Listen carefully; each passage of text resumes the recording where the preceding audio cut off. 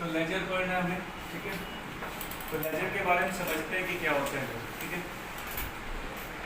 तो general entry जब हम स्टार्ट करते हैं कोई भी फाइनेंशियल ट्रांजैक्शन होता है उसको हम रिकॉर्ड करते हैं, ठीक है। डेफिनेशन में क्या पढ़ा था, डेफिनेशन क्या अकाउंटिंग की, accounting is an art of recording, ठीक है।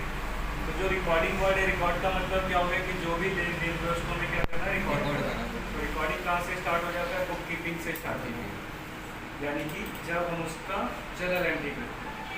तो जर्नल एंट्री क्या हो गया कि वो जो भी लेन देन हो रहे थे दिन भर में, डेज बाई डेज, वो सारे उसके साथ साथ डेट वाइज क्या होता गया, रिकॉर्ड होता गया। उसके बाद क्या करना होता है, अगर जो हमें कोई रिजल्ट तक जाना है, हमें कोई चीज़ समझनी है, तो एक एक ट्रांजेक्शन को हम बार बार नहीं देखेंगे, पता नहीं चलेगा एक्चुअल में क्या हो।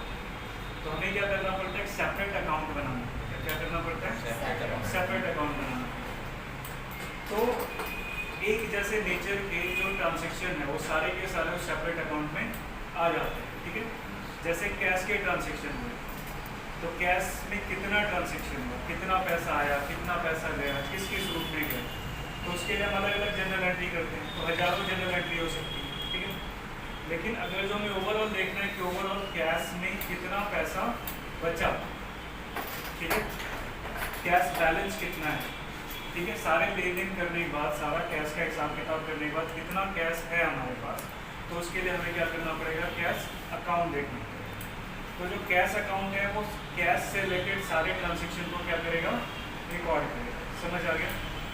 Same cheese over the time, पूरे समय के दौरान कितने का सामान हमने खरीदा है, कितने का सामान हमने खरीदा है, तो उसके लिए क्या बनेगा, सेपरेट अकाउंट, परचेस अकाउंट बनता है, ठीक है।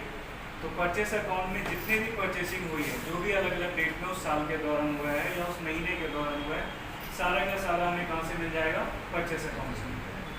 कितना सेल किया हमने, सारा का सारा सेल वहाँ से हमें पता चला।